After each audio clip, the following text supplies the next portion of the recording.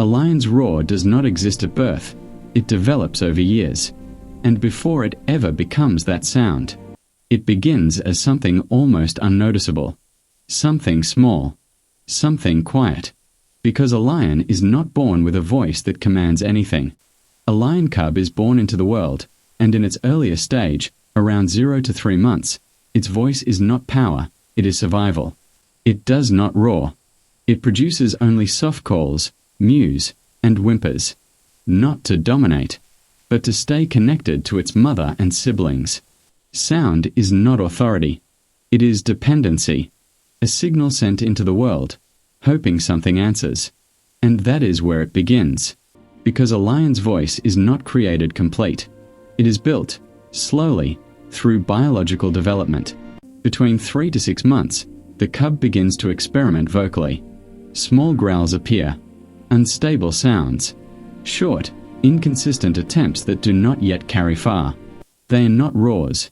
They are early vocal expressions driven by instinct and physical development. As it grows into the 6 to 12 month stage, the body begins to change more clearly. The chest expands. The lungs develop greater capacity for stronger airflow. And the larynx gradually matures. Inside it, the vocal folds thicken and adjust over time, forming the biological structure that allows deeper, lower frequency sound production. These low frequencies begin to carry farther across open terrain, especially the savannah. Because a roar is not just loudness.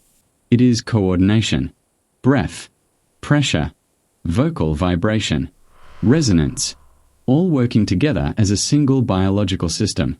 By 1 to 2 years of age, vocal output becomes noticeably stronger. Growls deepen. Sounds become more stable. Control begins to replace randomness. Not yet a full roar, but clearly developing structure. And here is the detail most people miss. The voice does not develop through size alone. It develops through biological maturation.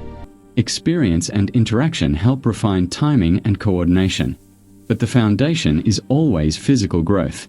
Without proper coordination, sound collapses into noise. And noise does not carry information effectively across distance.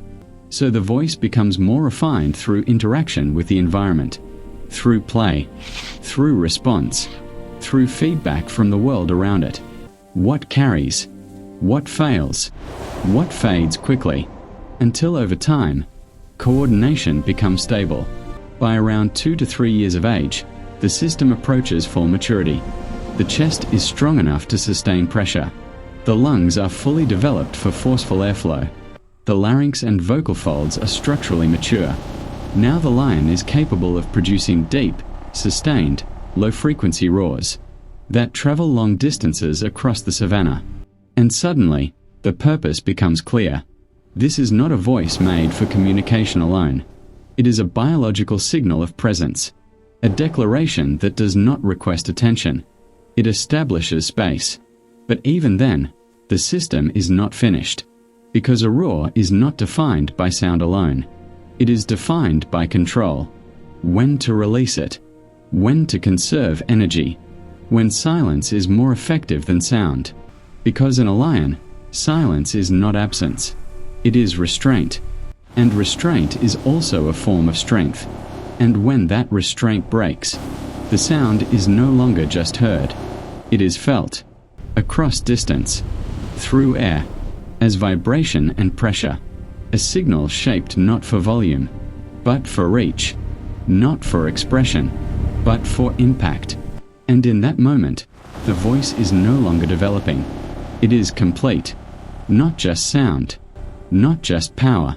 But presence made audible. A system built not to produce noise, but to survive. Because in nature, sound is not expression. It is function. And in the lion, function becomes inevitable.